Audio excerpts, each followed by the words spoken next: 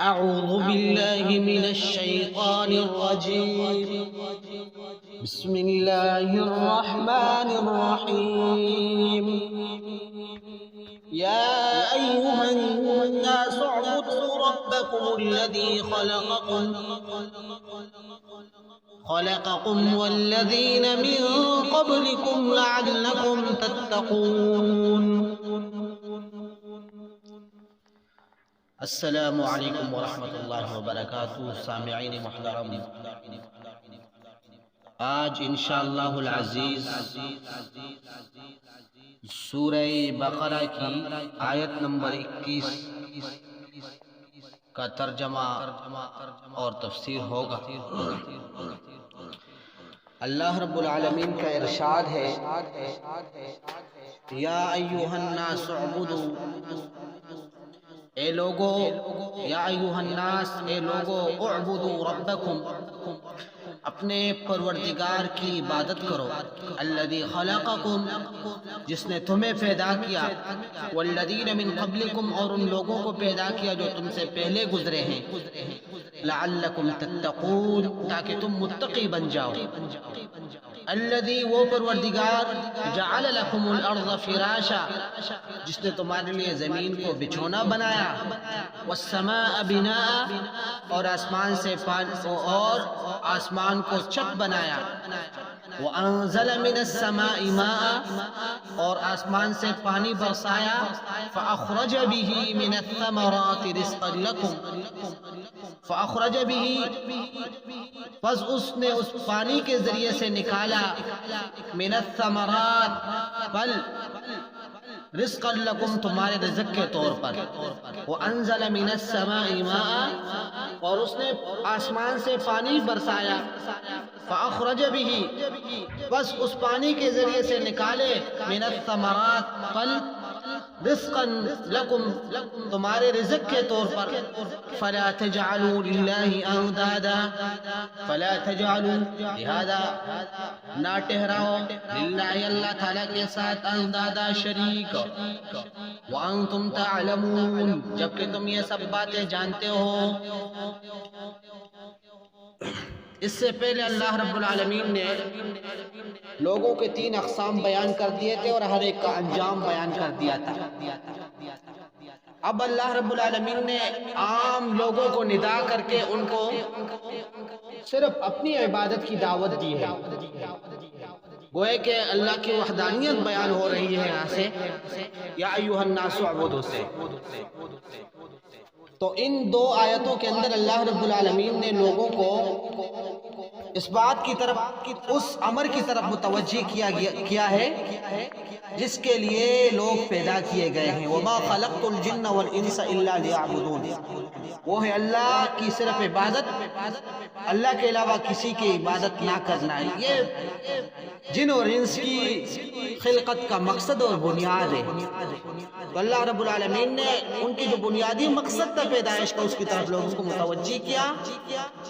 اور روشن دلائل بیان کر دیے اپنی توحید پر اور اپنی عظیم قدرت پر. چنانچہ یا ایھا الناس، یا حرف ندا کے ساتھ ندا کیا ہے. یا حرف ندا ہے اور حروف ندا میں سے اکثر استعمال یا کا ہوتا ہے، لہذا حروف ندا میں سے اصل یہی ہے اور باقی جو ہے وہ فروع ہے. اور یا کے بعد جو ایو ہے، ایو یہ اسم مبہم ہے، لیکن اس کا جو ابہام ہوتا ہے تو جو اسم مقصود بالندا ہوتا ہے، یعنی ایو کے بعد جو اسم آتا ہے اس کے ذریعے سے ایو کا ابہام ختم ہو جاتا ہے. اور ایو کے بعد جو ہا ہے، یہ ہا تنبیہ کے لیے، تاکید کے لیے ہے، یعنی جو ندا کے اندر، یعنی مقصود بالندا جس کو ندا کیا گیا منادا، تو اس کو تنبیہ کرنا مقصود ہوتا ہے ہا کے ذریعے سے. یا ایھا الناس اعبدوا، اعبدوا یہ عبادت سے ہے، اور عبادت کی تفصیل ہم پہلے کر چکے ہیں ایاک نعبد و ایاک نستعین میں، جس کا خلاصہ یہ ہے کہ عبادت کس کا نام ہے؟ الخضوع البالغ الغایہ، یعنی ایسی عاجزی انکساری، کسی کے سامنے ایسا جھکنا کہ اس کے اندر انتہائی خضوع اور انکساری موجود ہو۔ اب قرآن کریم کے اندر اکثر جو ندا ہوتا ہے وہ اسی طریقے سے ہوتا ہے، یا ایھا الناس یا ایھا الذین آمنوا، اس لیے کہ اس طریقے میں تاکید زیادہ ہے۔ پھر یا ایھا الناس اعبدوا ربکم، اللہ رب العالمین نے اپنے رب کے نام کا ذکر کیا اور اس کی اضافت مخلوق کی طرف، مخاطبین کی طرف، یا ایھا الناس اعبدوا، اے لوگو عبادت کرو، ربکم اپنے پروردگار کی۔ تو یہ رب اپنے نام میں سے رب کا ذکر کیا اور اس کی نسبت مخاطبین کی طرف کر کے، اس کا مقصد کیا تھا؟ عبادت کا جو داعیہ ہے، عبادت پر توجہ دلانے والی چیز بیان کرنا مقصود ہے کہ اعبدوا ربکم، اس اللہ کی عبادت اس لیے کرو کہ وہ تمہارا رب ہے، وہ تمہاری تربیت کرنے والا ہے، تو جو رب ہوتا ہے وہی عبادت کا مستحق ہوتا ہے۔ اس لیے کہ جب انسان یہ غور کرے گا کہ اللہ اس کا مالک ہے، اللہ اس کا مربی ہے، اور جب وہ پھر یہ بھی غور کرے گا کہ اللہ رب العالمین نے اس کے ساتھ کس طرح رحم اور کرم اور نرمی کا معاملہ کرتا ہے، جود اور سخا کا معاملہ کرتا ہے، مختلف انعامات کی برسات اس کے اوپر کرتا ہے، تو یقیناً پھر وہ اللہ کے سامنے عاجزی، انکساری، خشوع اور اللہ کی اجلال اور تعظیم میں وہ کوئی ایک لمحے کے لیے بھی نہیں رکے گا، بلکہ ہر وقت وہ اللہ کی تعظیم اور اللہ کے سامنے جھکے گا، اللہ کے سامنے خضوع اور خشوع کا اظہار کرے گا۔ یہ جو رب کا لفظ ہے تو اس کو مفرد ذکر کیا گیا، ربکم، یہ اس لیے کہ یہ تاکہ اس بات پر دلالت ہو جائے کہ وہ جو اللہ ہے وہ تمام مخلوقات کا رب ہے، اس کے علاوہ اکیلے کوئی ایسا ذات موجود نہیں ہے جو صفت ربوبیت کا مستحق ہو، اللہ کے علاوہ کوئی رب نہیں ہے۔ پھر اللہ رب العالمین نے ان موجبات کا بیان کیا، ان اسباب کا بیان کیا جو بندے کو عبادت کی طرف راغب کرے، چنانچہ فرمایا الذی خلقکم والذین من قبلکم، الذی خلقکم جس نے تمہیں پیدا کیا، والذین من قبلکم اور ان لوگوں کو جو تم سے پہلے گزرے ہیں۔ تو یہ یعنی اللہ رب العالمین نے اس کا اس لیے ذکر کیا کہ یہ ایسے موجبات ہیں جن کی وجہ سے بندے کے اندر صرف اس کی عبادت کی طرف رغبت پیدا ہوتا ہے کہ چونکہ اس ذات نے مجھے پیدا کیا، مجھے اس نے عدم سے وجود بخشا ہے، میرے آباء اور اجداد کو بھی اسی نے پیدا کیا، تو لہذا عبادت کا مستحق وہی ہے۔ الذی خلقکم، خلقکم، یہ خلقکم یہ خلق سے ہے، خلق مصدر ہے، اور اس کا اصل جو معنی ہے وہ ہے الایجاد علی تقدیر و تسویۃ، اندازے سے اور برابر ایجاد کو خلق کہا جاتا ہے، لیکن قرآن میں، شریعت کے عرف میں خلق کس کو کہا جاتا ہے؟ ایجاد الاشیاء المعدومہ، جو چیزیں معدوم ہوں ان کو موجود کرنا، لہذا خلق کا معنی کسی چیز کو عدم سے نکال کر وجود دینا، ایسا اخراج، ایسا نکالنا کہ اس نکالنے کے اندر یعنی وہ نکالنا وہ بشر کی صلاحیت میں نہ ہو، بشر کی قدرت اور بس میں نہ ہو، انسان کے بس کی بات نہ ہو، لہذا آیت کریمہ کا معنی ہوا کہ یا ایھا الناس، اے لوگو، اعبدوا ربکم الذی، صرف اور صرف اللہ کی عبادت کرو، اس لیے کہ اسی اللہ نے تمہیں پیدا کیا بہترین طریقے سے، بعد اس کے کہ تم معدوم تھے اس نے تمہیں وجود بخشا ہے، والذین من قبلکم، اور تمہارے آباء اور اجداد بھی معدوم تھے، ان کو بھی اس رب نے وجود بخشا ہے۔ پھر اللہ رب العالمین نے یا ایھا الناس اعبدوا ربکم الذی خلقکم، مخاطبین کو مقدم کر دیا، اور ان کے آباء اور اجداد ان سے پہلے جو لوگ گزرے ان کو مؤخر کر دیا۔ حالانکہ زمانے کے اعتبار سے یہ مخاطبین یہ متاخر ہیں، اور وہ جو والذین من قبلکم ان کو پہلے پیدا کیا گیا تو اس لیے ان کو پہلے ذکر کرنا چاہیے تھا، لیکن یہاں پر مخاطبین کو اس لیے مقدم کیا کہ چونکہ انسان کا اپنی نفس کے بارے میں، اپنی ذات کے بارے میں جو احوال اس کا علم اس کو زیادہ ہوتا ہے بنسبت دوسرے کے احوال کے، تو اس لیے اللہ تعالیٰ نے پہلے انسان کی اپنی ذات کی بات کی، الذی خلقکم، جس نے تمہیں پیدا کیا، لہذا اپنے نفس کے اندر غور کرو، والذین من قبلکم، پھر اس کے بعد پہلے جن لوگوں کو پیدا کیا اس کی ذکر کر دی، والذین من قبلکم، اس اللہ تعالیٰ کے فرمان میں دہریین پر رد ہے، جن کا یہ گمان اور زعم ہے کہ بس ان کے آباء اور اجداد نے ان کو پیدا کیا ہے، اور قرآن کریم نے ان کا دوسری جگہ مقولہ نقل کیا ہے ما ہی الا حیاتنا الدنیا نموت ونحیا وما یہلکنا الا الدہر، کہ بس یہاں یہ زندگی خود بخود آٹومیٹک چل رہی ہے، اور ہم خود بخود پیدا ہوئے اور اسی طرح مر جائیں گے، وما یہلکنا الا الدہر، ہمیں ہلاک کرنے والا زمانہ ہوگا۔ تو اللہ رب العالمین نے فرمایا والذین من قبلکم، ان کو یاد دہانی کے لیے کہ تمہارے جو آباء تھے وہ ان کو بھی اللہ رب العالمین نے پیدا کیا، اس لیے کہ اگر تم یہ کہتے ہو کہ میں اپنے باپ سے پیدا ہوا تو اس طرح تیرا باپ اپنے باپ سے پیدا ہوا، اسی طرح یہ سلسلہ ضرور بھی ضرور ابی اول پر منتہی ہوگا، ختم ہوگا۔ تو جو ابی اول تھا جس کا نام حضرت آدم علیہ السلام ہے، اس کو اللہ رب العالمین نے پیدا کیا۔ اس سے یہ معلوم ہوتا ہے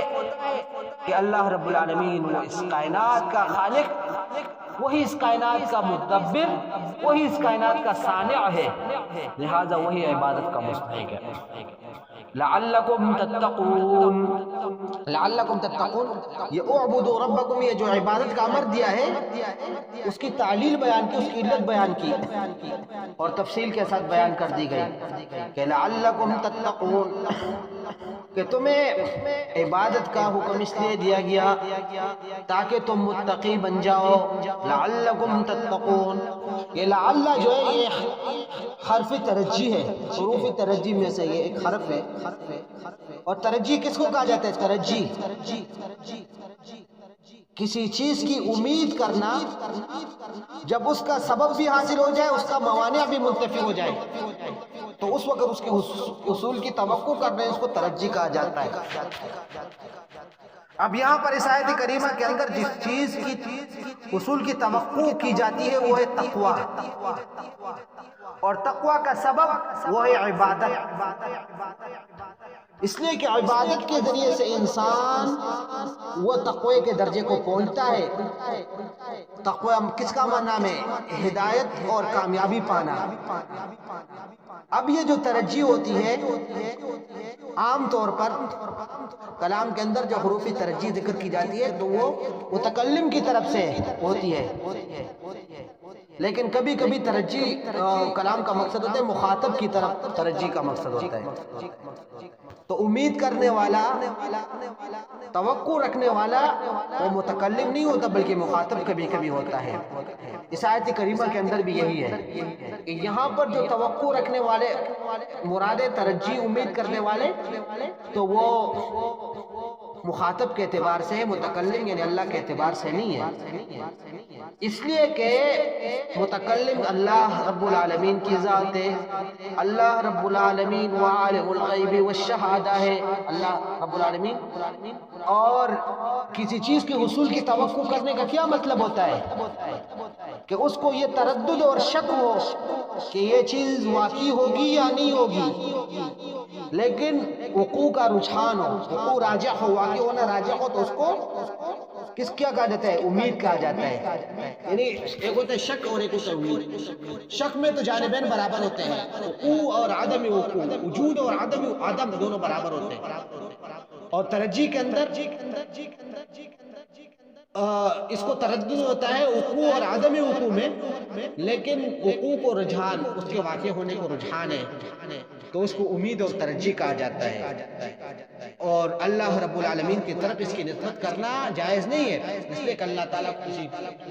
چیز کے بارے میں تردد نہیں ہوتا، اس لیے ہم کہتے ہیں کہ یہاں جو لعل ہے ترجیح یہ متکلم کے اعتبار سے نہیں ہے بلکہ مخاطب کے اعتبار سے ہے۔ تو اس بنا پر پھر آیت کریمہ کا معنی کیا ہوگا کہ تم اپنی رب کی عبادت کرو اس امید پر کہ تم متقی بن جاؤ گے، یعنی عبادت کرنے والے جو مخاطبین ہیں ان کو اس امید پر عبادت کرنی چاہیے، اس توقع عبادت سے یہ توقع رکھنی چاہیے کہ ہم تقوی کے مرتبے اور درجے پر فائز ہو جائیں گے۔ لہذا تقوی وہ تقوی جو ہدایت اور فلاح کا اعلیٰ درجہ ہے۔ الذی جعل لکم الارض فراشا، الذی وہ ذات، وہ پروردگار، جعل لکم الارض فراشا جس نے تمہارے لیے زمین کو بچھونا بنایا، السماء بنا اور آسمان کو چھت بنایا، وانزل من السماء ماء اور برسایا آسمان سے پانی، فاخرج پس نکالے بھی اس پانی کے ذریعے سے من الثمرات پھل، رزقا لکم تمہارے لیے رزق کے طور پر، فلا تجعلوا للہ اندادا پس نہ ٹھہراؤ اللہ کے ساتھ شریک، انتم تعلمون حالانکہ تم جانتے ہو۔ پھر اس کے بعد اس آیت کریمہ میں اللہ رب العالمین نے مزید کچھ اسباب بیان کیے جس کی وجہ سے بندے کو عبادت اور طاعت کی رغبت مل جائے۔ پہلا الذی خلقکم والذین من قبلکم، یہ بھی اللہ رب العالمین نے موجبات اور اسباب بیان کیے جس کی وجہ سے بندے کو عبادت پر رغبت ملتی ہے، تو یہاں پر بھی مزید کچھ اسباب بیان کر دیے۔ الذی جعل لکم الارض فراشا، کہ اس پروردگار نے تمہارے لیے زمین کو بچھونا بنا دیا۔ فراش کا معنی وہ جو آدمی آرام کے لیے بچھاتے ہیں نیچے بیٹھنے کے لیے یا لیٹنے کے لیے، تو اس کا معنی یہ ہو گیا کہ اس اللہ کی عبادت کرو جس اللہ نے زمین کو تمہارے لیے ایسا بچھایا جیسا کہ تمہارے لیے بستر ہوتا ہے، اور جس طرح تم بسترے کے اوپر لیٹے رہتے ہو تو اسی طرح زمین کو بھی اللہ رب العالمین نے تمہارے تابع کر دیا۔ اس زمین کو اللہ رب العالمین نے تمہارے لیے سخت بنایا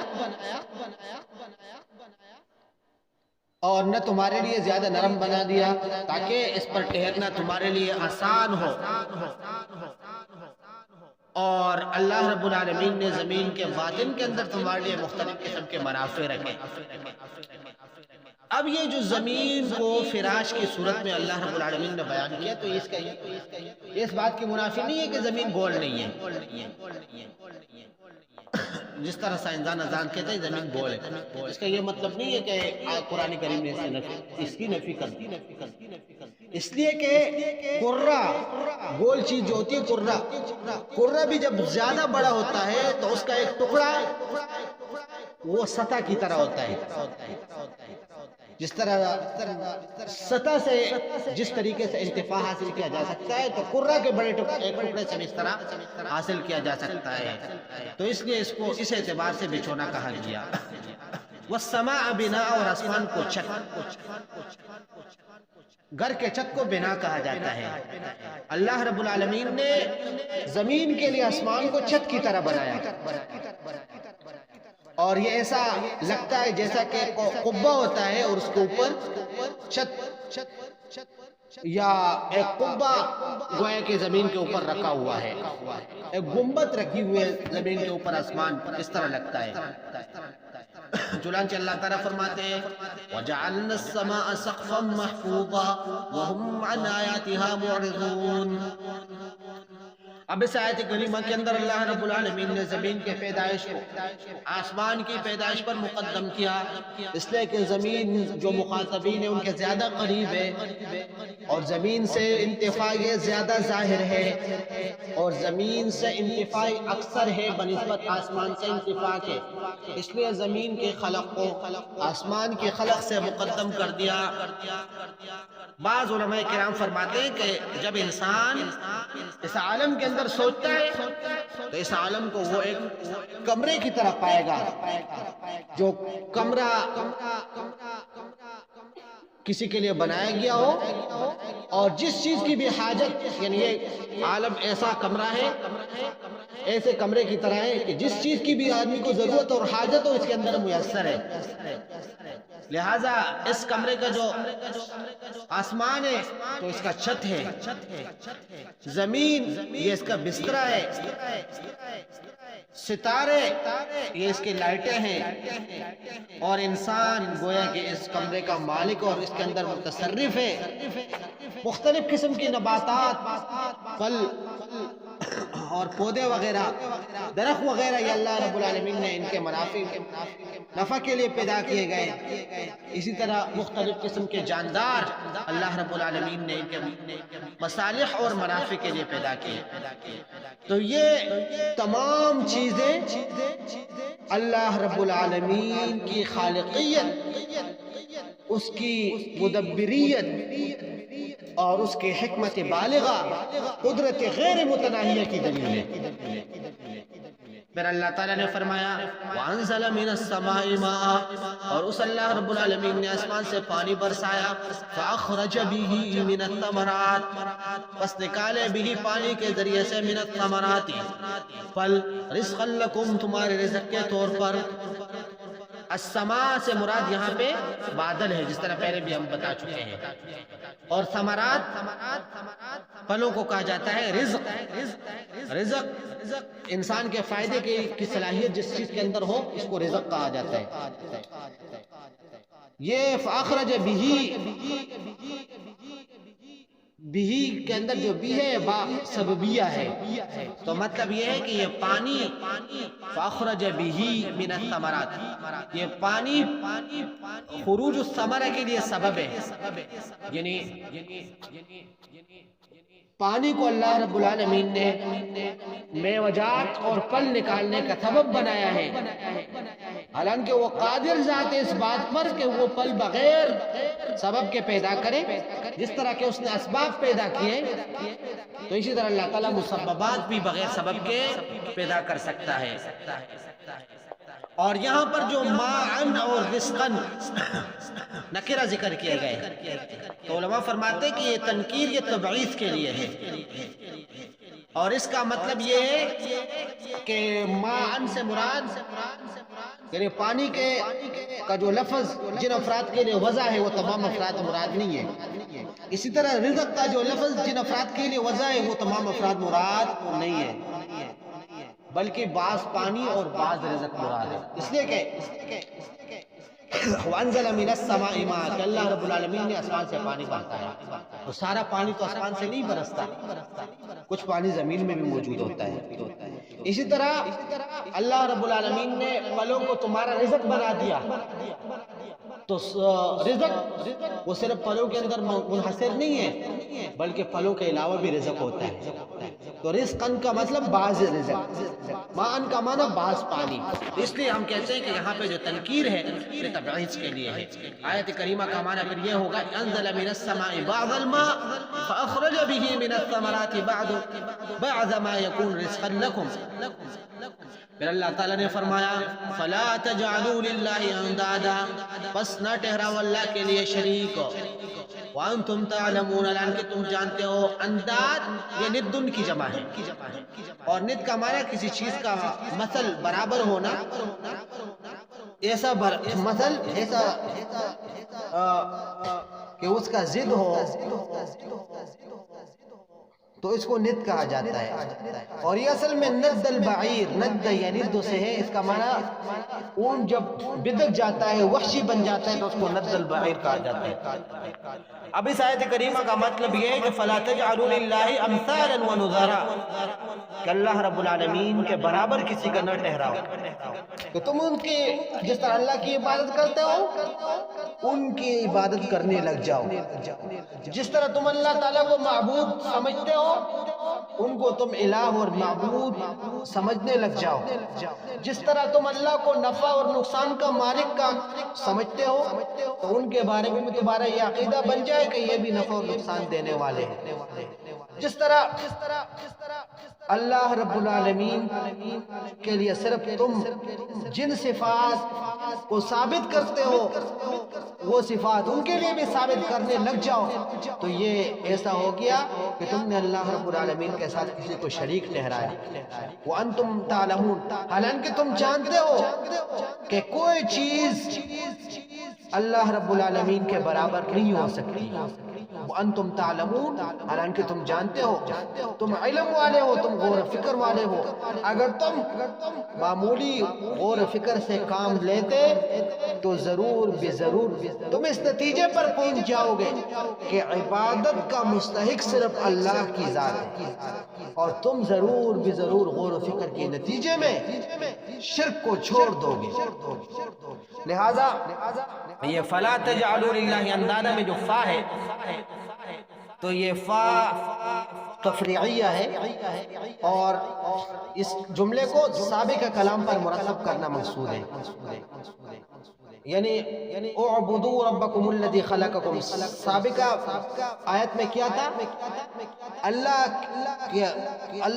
وحدہ لا شریک کی عبادت کا امر تھا، تو اسی پر یہ مرتب کرنا ہے کہ صرف اسی کی عبادت کرو. فلا تجعلوا، بس اس فلا تجعلوا للہ اندادا، بس اس کے ساتھ کسی کو شریک نہ ٹھہراؤ. اب جو اللہ رب العالمین نے ان بتوں کے اوپر یہ جو اللہ تعالیٰ کے ساتھ شریک ٹھہراتے تھے ان کے اوپر اللہ رب العالمین نے انداد کا اطلاق کیا، انداد کا نام دیا. انداد برابر کو کہا جاتا ہے، شریک کو کہا جاتا ہے. تو یہ تنزن تحکمن اور تنزن اللہ رب العالمین نے ان کو انداد کہا.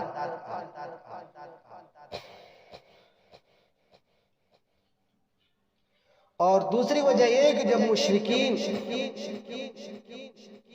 نے اللہ کی عبادت چھوڑ دی اور انہوں نے بتوں کی عبادت شروع کی، وہ بتوں کو معبود اور الہہ کا نام دینے لگے، تو گویا کا یہ اس طرح ہو گئے کہ وہ ان کو اپنا معبود سمجھ رہے اور وہ اس کو اللہ کی مخالفت پر، اللہ کی ضد پر وہ قادر سمجھتے ہیں. تو اس کا مطلب یہی ہے کہ انہوں نے اللہ کا انداد بنا دیا. انداد کا معنی ہم نے بتا دیا کہ انداد کا معنی کسی کا برابر، ایسا برابر کہ اس کا ضد ہو اور دونوں کے درمیان منافرت ہو تو اس کو انداد کہا جاتا ہے. یہاں پر بتوں کے اوپر جو انداد کا اطلاق کیا گیا ہے تو یا تو تنزیہ طور پر کہ مشرکین کے اوپر طنز کرنا مقصود ہے کہ تم جب ان کو اللہ کے یعنی اللہ کے ساتھ ان کی بھی عبادت کر رہے ہو تو گویا کہ تم ان کو اللہ کا شریک مان رہے ہو، اللہ تعالیٰ کے برابر مان رہے ہو، اللہ تعالیٰ کے مخالف مان رہے ہو. اور وَأَنْتُمْ تَعْلَمُونَ یہ حال ہے. تعلمون کا جو مفعول ہے اس کو چھوڑ دیا گیا. وَأَنْتُمْ تَعْلَمُونَ اور تم جانتے ہو. کیا جانتے ہو؟ مفعول کو، اس لیے کہ یہاں پر مقصود کیا ہے؟ فعل کو مفعول کے ساتھ معلق کرنا مقصود نہیں ہے، بلکہ صرف فاعل کے لیے فعل کا ایک بات مقصود ہے. لہذا یہ فعل لازم کی طرح ہے. اب اس جملے کے اندر ایک طرف تو بت پرستی سے اللہ رب العالمین نے مبالغے کے طور پر روکا ہے اور یہ گویا کہ یہ کہا ہے کہ اگر جاہل آدمی وہ بت پرستی کرے گا تو وہ تو قبیح ہے، لیکن جو آدمی عالم و سمجھدار ہو، اس کو پتہ ہے کہ یہ باطل ہے اور پھر بھی وہ بت پرستی کرے گا تو وہ تو زیادہ قبیح ہے۔ اس لیے اللہ تعالیٰ نے فرمایا وَأَنْتُمْ تَعْلَمُونَ، حالانکہ تم جانتے ہو۔ تو گویا کہ یعنی شدید طریقے سے ان پر انکار مقصود ہے کہ جاننے کے باوجود تم اللہ تعالیٰ کے ساتھ شریک ٹھہراتے ہو۔ اور دوسرے ان کو اللہ رب العالمین گویا کہ ان کی ہمت افزائی کرنا مقصود ہے کہ وہ اللہ کے علاوہ کسی کی عبادت نہ کرے، اس لیے کہ جو آدمی صاحب علم ہو، وہ ہوشیار آدمی ہو، عقل مند آدمی ہو، تو وہ بے وقوفی کی طرح کام نہیں کرتا۔ تو یہ تربیت کا ایک اور انداز ہے۔